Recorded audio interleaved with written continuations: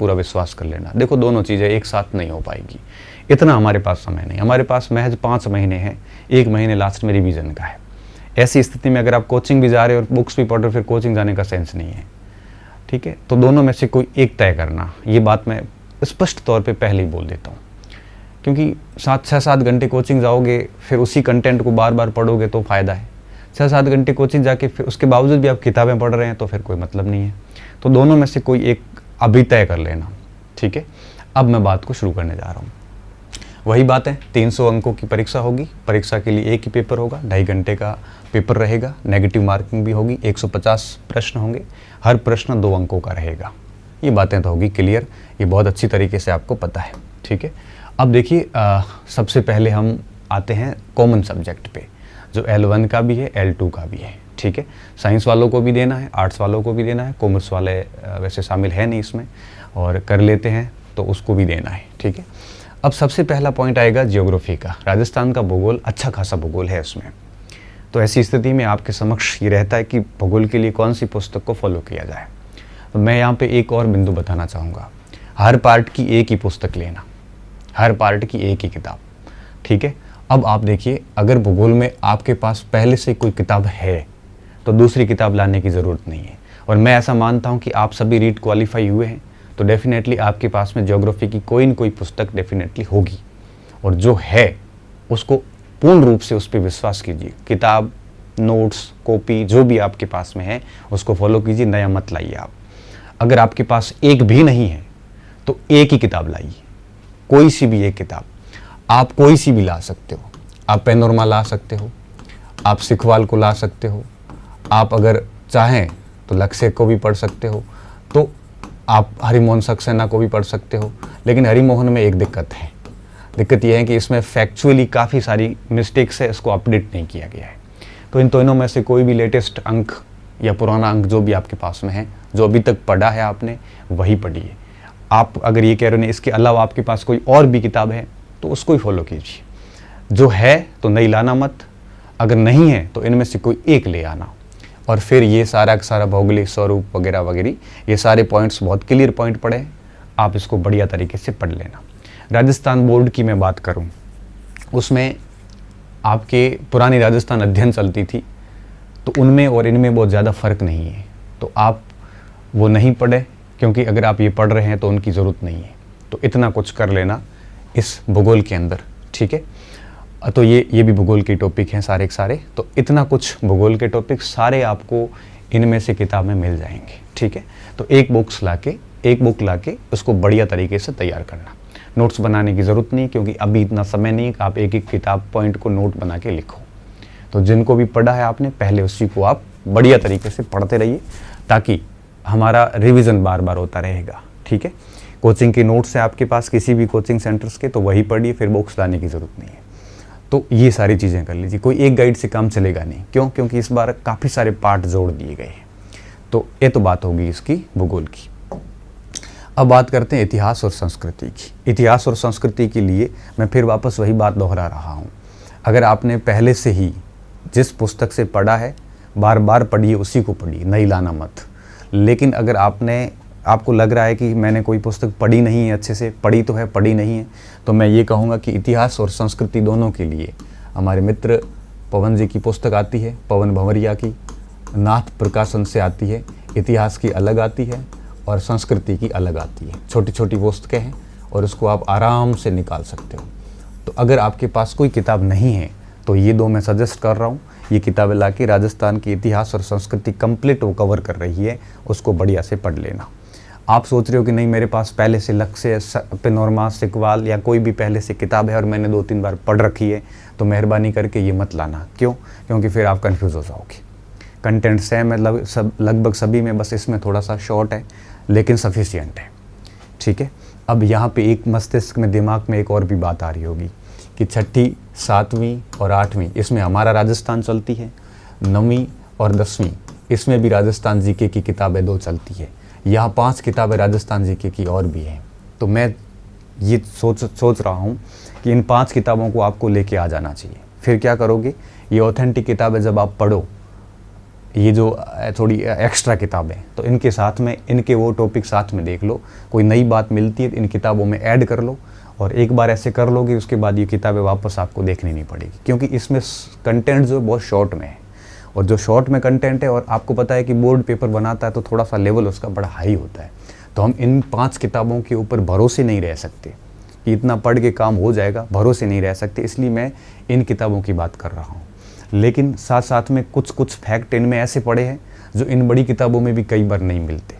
तो ऐसी स्थिति में क्या करना, जैसे आप राजस्थान इतिहास की किताब पढ़ रहे हैं, पहला टॉपिक आपने सभ्यताओं का लिया, तो इनमें से कौन सी किताब में सभ्यता पाठ है, वो किताब अलग करके साथ में आपने इस पुस्तक से जैसे बढ़िया देख लिया, इससे या लक्ष्य से जहाँ कहीं से भी, तो उसके बाद में उसको देखने के बाद में साथ में ये पुस्तक खोलिए और इसकी सभ्यता वाले पार्ट चेक करिए। उसमें से जैसे मान लो कि 3 चीज़ें नहीं मिली, तो आपको इस किताब के साइड में ऐसे नोट करके और उसको डाल दो, ताकि क्या होगा कि ये सारा कंटेंट इन पुस्तकों के अंदर समायोजित हो जाएगा, और फिर आपका कॉन्फिडेंस भी हाई हो जाएगा कि भाई मैंने राजस्थान की किताबें भी देख ली है, और इसमें पूर्णता का आभास होगा, एक अच्छा सा कॉन्फिडेंस डेवलप होगा। तो ये काम कर लेना आप। 6ठी 7वीं 8वीं 9वीं 10वीं की 5 किताबें, 5 ही चलती है, एक 9th 10th में चलती है और 6 7वीं 8वीं हमारा राजस्थान करके चलती है, तो 5 किताबें ले लेना और उसमें इतिहास भूगोल संस्कृति सारी आ जाएगी। ठीक है, पहले से किताब है तो ये लाने की ज़रूरत नहीं है तो लाना, ये L1 L2 दोनों के लिए मैं बात कर रहा हूँ। ठीक है, तो ये आपके इतिहास की बात हो गई। इतिहास में सारी चीज़ें बड़ी क्लियर लिखी हुई है, सभ्यताएं यही पढ़ना, बाकी पढ़ना मत। क्रांति होगी, राजस्थान जनजाति किसान आंदोलन हो गया, और ये मध्यकालीन राज व्यवस्थाएं। अगर इस पार्ट को आप छोड़ भी देते हैं ना तो भी कोई नुकसान नहीं है। क्यों? क्योंकि देखो, मेवाड़, राठौड़, कछवा, चौहान, इतना गुर्जर प्रतिहार, इतना सब कुछ पढ़ोगे, लास्ट में ले दे के सवाल 2 या 3 1 2 ही आएंगे।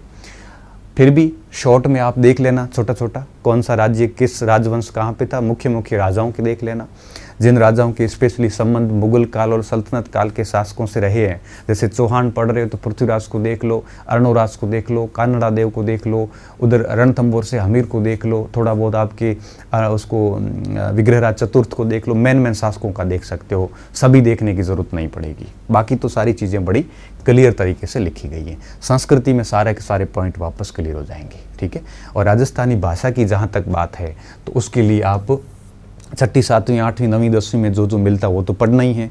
साथ में जय सिंह नीरज की किताब आती है राजस्थान की संस्कृति, उसमें राजस्थानी भाषा साहित्य एक पाठ भी है बढ़िया तरीके से, हिंदी ग्रंथ अकादमी की पुस्तक है ये, इसमें ये सारा कुछ मिल जाता है। बाकी यहाँ पे बहुत बड़े यूँ कहिए कि गाइड या किताब ला के देखने की ज़रूरत नहीं है।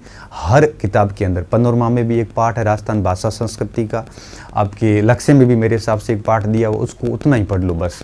बच्चों कई सोशल मीडिया पे वो बड़ी कोटा की किताब घूम रही है, इतना कुछ मत पढ़ना। क्यों? क्योंकि 2-3 सवाल के लिए छोटा सा टॉपिक यहाँ से देख लो तो खूब है।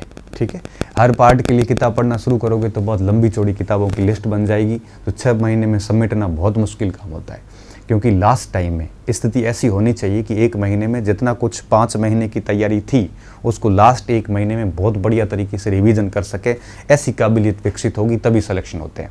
क्योंकि आपने कितनी बढ़िया मेहनत की, लास्ट में 1 महीने अगर ठीक से रिवीजन नहीं किया तो फिर क्या होगा कि आपका न तो कॉन्फिडेंस बनेगा, और रिवीजन के अभाव में हम छोटी छोटी मिस्टेक्स करके आएंगे, नेगेटिव मार्किंग भी है, बहुत बड़ी दिक्कत होती है। इसलिए कहता हूँ कि लिमिटेड मटेरियल रखना और उसको बार बार अध्ययन करना, ताकि नेगेटिव वहाँ पे अटेंड ना हो और कोई कन्फ्यूज़न ना बने। जो आ रहा होगा वो स्पष्ट होगा, नहीं आ रहा होगा वो छोड़ देंगे हम। ठीक है, तो ये भाषा साहित्य में आप कर सकते हो। फिर राजस्थान का सामान्य ज्ञान आ जाता है। ठीक है, सामान्य ज्ञान में वैसे कुछ स्पेशली ज़्यादा कुछ है नहीं। जैसे आप भूगोल पढ़ते हैं तो उसमें देखो अनुसंधान केंद्र सारे उसमें आ जाते हैं, चाहे बकरी अनुसंधान हो, चाहे ऊँट अनुसंधान हो, ये खेती में पशुधन में सारे अनुसंधान केंद्र आ जाते हैं। प्रतीक चिन्ह आपको राजस्थान की सारी 6ठी 7वीं 8वीं 9वीं 10वीं में भी मिलेंगे। लक्ष्य वगैरह जो पढ़ोगे भूगोल के लिए उसमें भी ये सारे टॉपिक मिल जाएंगे। तो ये तो वैसे ही आ गए। करंट अफेयर पढ़ोगे तब खिलाड़ी वैसे ही साथ में हो जाएंगे। ठीक है, इतिहास संस्कृति पढ़ोगे तो मंदिर मस्जिद गिरजा वगैरह ये सारे उसमें वैसे ही आ जाएंगे। नगर और स्थल जब भी आप इतिहास पढ़ोगे तो नागदा भी आएगा, चित्तौड़ भी आएगा, नाथद्वारा भी आएगा। संस्कृति में ये नगर वैसे ही उसमें साथ में आ जाएंगे, तो अलग से देखने की ज़रूरत नहीं है। भूगोल पढ़ोगे तब राजस्थान की उद्योग यूं ही शामिल हो जाएंगे। ठीक है, और अब बचा क्या, ये योजनाएं बची, एक योजना, दूसरी योजना, और इसके अलावा इन योजनाओं के लिए क्या करना है आपको, मैं आपको बता देता हूँ। वैसे तो क्या है कि एग्ज़ाम से पहले कोई न कोई बुक आ जाएगी योजनाओं की, फिर भी राजस्थान की योजनाओं के लिए सूजस की वेबसाइट पे जाके आप योजनाएं डाउनलोड कर सकते हो। इसके अलावा आप आर्थिक समीक्षा लाओ, और आर्थिक समीक्षा के अंदर आपको कई सारे पाठ मिलेंगे, जिसमें आपको क्या करना है, जितने भी स्वास्थ्य से संबंधित जो पाठ है उसमें योजनाएं लिखी हुई है वो पढ़ लो, शिक्षा से संबंधित पाठ है वो योजनाएं पढ़ लो, और भी कई सारी योजनाएं उसमें लिखी हुई, वहाँ से योजनाएं पढ़ी जा सकती है। और अगर आप कोई भी, मेरे हिसाब से कोई न कोई कुछ दिनों में कोई न कोई गुटका आ ही जाएगा जिसमें सारी योजनाएं लिखी हुई होगी, तो योजनाएं पढ़ लेना। और ये पॉलिटी का टॉपिक है, तो इस पॉलिटी के टॉपिक को आप है वो राहुल चौधरी की पुस्तक से देख लो। राजस्थान की राहुल चौधरी की पुस्तक आती है, राजस्थान का ये राजनीतिक व्यवस्था। इसमें राजनीतिक और प्रशासनिक व्यवस्था पूरी लिखी हुई है। पूरी मतलब ये होगा कि इसमें आपके सचिवालय भी आ जाएगा, मुख्यमंत्री भी आएगा, कलेक्टर भी आएगा, पटवारी भी आएगा, तहसीलदार भी आएगा, ये कंप्लीट इसमें मिल जाएगा। छोटी पुस्तक है, बढ़िया आराम से इसको पढ़ लेना, एक पुस्तक ही पर्याप्त है, ठीक है। अगर आप कह रहे हो नहीं मैंने सर लक्ष्य वगैरह से पहले पढ़ रखी है, तो फिर वही पढ़ना, इसको लाने की ज़रूरत नहीं है, ठीक है। 6ठी 7वीं 8वीं 9वीं 10वीं का सहारा ले लेना। कोई नई बात मिले तो इस किताबों में नोट कर लेना, नहीं मिलती है तो कोई बात नहीं। तो ये तो हो गया आपकी राजस्थान का सामान्य ज्ञान, ठीक है। फिर आता है शैक्षिक परिदृश्य। अब शैक्षिक परिदृश्य की अगर मैं बात करूं, देखो ये सारे L1 L2 दोनों का कॉमन चल रहा है अभी तक। अब अगर शैक्षिक परिदृश्य की बात करूं तो मैं एक चीज़ मैं बता देता हूं आपको, इसके लिए कोई न कोई पुस्तक कुछ 10-15 दिन के अंदर अंदर आ जाएगी, तो आपको ज़्यादा परेशानी होगी नहीं। फिर भी मेरी तरफ से भी मैं बता देता हूँ, शिक्षण अधिगम के नवाचार। अब आप फर्स्ट ग्रेड के नाथ प्रकाशन की अभी पुस्तक चल रही है, ठीक है, वो ला सकते हो। वैसे अभी वो चल रही उतनी ज़्यादा रेलेवेंट है नहीं, तो आप कुछ दिन के लिए वेट कर लीजिए, कोई न कोई गाइड आ जाएगी मार्केट में, क्योंकि इसकी कोई ऑथेंटिक पुस्तक आती नहीं है। जैसे संबंधित समितियाँ, तो आपको यहाँ पे SMC SDMC पढ़नी पड़ेगी। 10 दिन के अंदर आप देखना मार्केट में कोई न कोई पुस्तक आ जाएगी।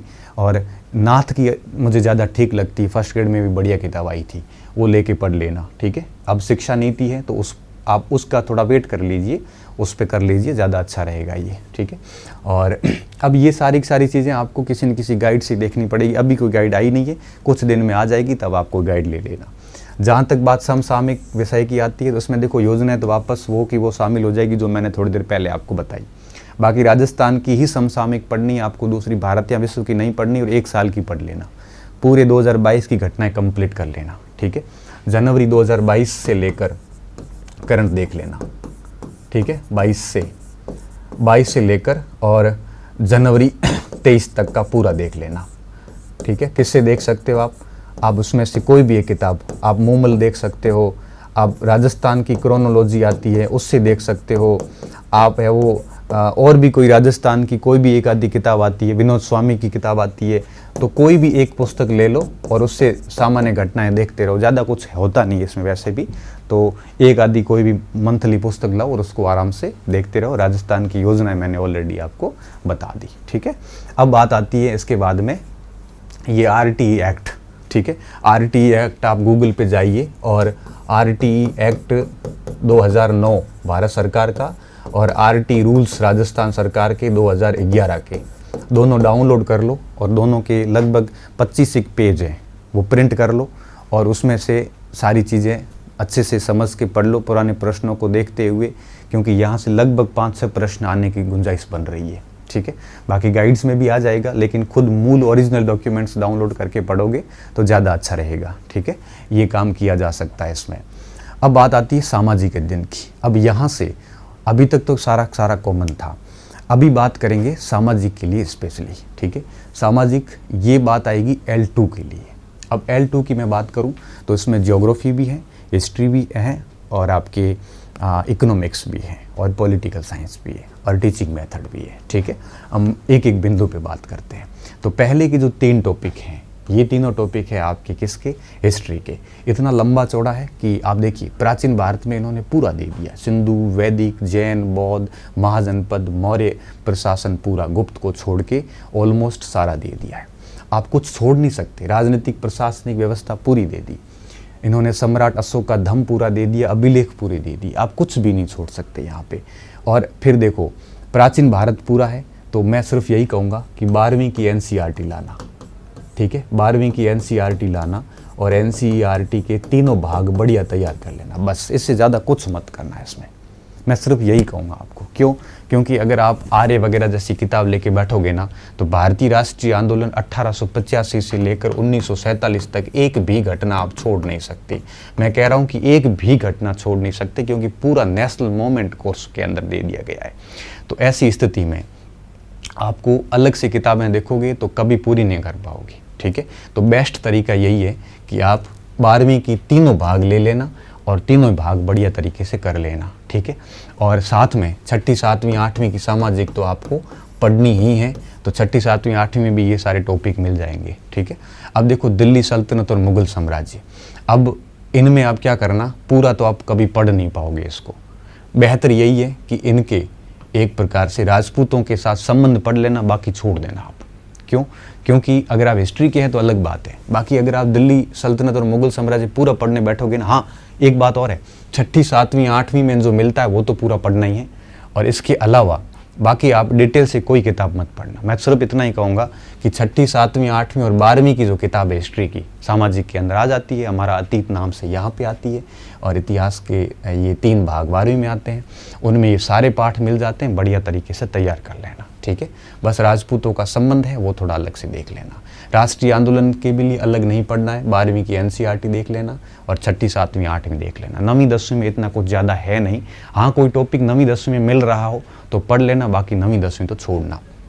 अगर मैं भूगोल की बात करूं, वापस वही 6ठी 7वीं 8वीं तो करना ही है, 9वीं 10वीं में ज़्यादा कुछ है नहीं, और 12वीं की और 11वीं की जो भूगोल है उसमें आपको जैसे भारत का भौतिक पर्यावरण, उसमें भारत का भूगोल मिलेगा, लेकिन भारत का भूगोल कोर्स में नहीं है। तो भौतिक भूगोल के मूल सिद्धांत एक किताब आती है, उसमें आपको ये ऑलमोस्ट लगभग सारे कुछ मिल जाएंगे, ठीक है।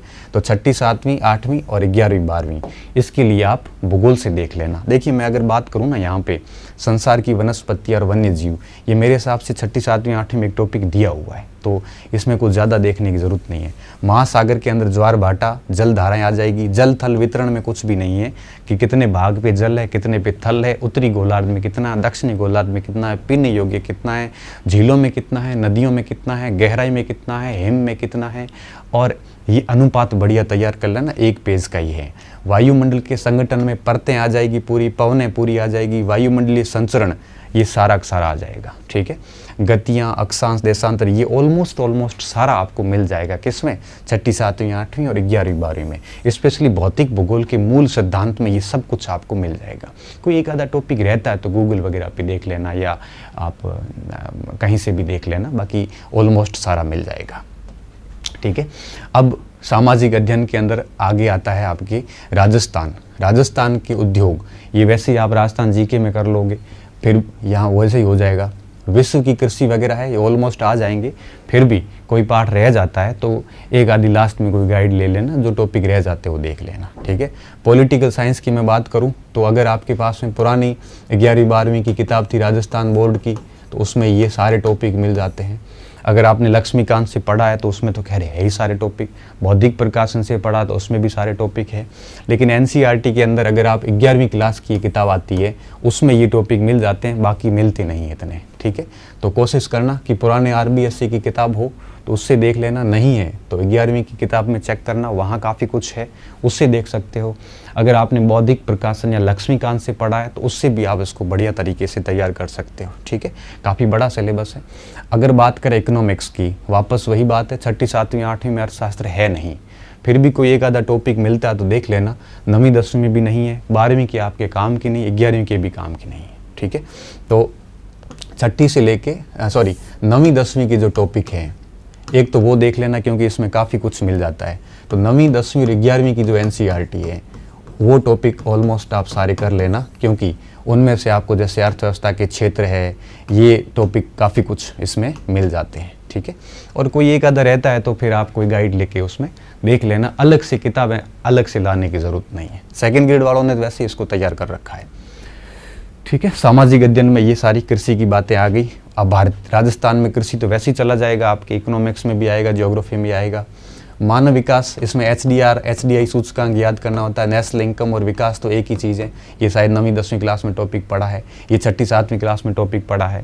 तो मैं लास्ट में सिर्फ यही कहूँगा, ये इतना कुछ कर लेना, ठीक है। और ये है सामाजिक की शिक्षण विधियाँ। शिक्षण विधियों के लिए आप फर्स्ट रैंक वगैरह की ये किताब ले लेना, और उस किताब को बढ़िया तरीके से कर लेना। इससे क्या शिक्षण विधियाँ आपकी ठीक से पूरी हो जाएगी। ठीक है, तो अल्टीमेटली बात यह है कि एनसीईआरटी का थोड़ा ध्यान रखना और 12वीं तक की एनसीईआरटी में, छठी से लेकर 12वीं तक की एनसीईआरटी से जितने भी टॉपिक मिलते हैं 90% टॉपिक मिल जाते हैं, उनको तो आप सामाजिक को उस हिसाब से तैयार कर लेना एनसीईआरटी से। और जो टॉपिक नहीं मिलते हैं उनके लिए आप कोई भी किसी विषय विशेषज्ञ से या किसी दूसरी किताब से उस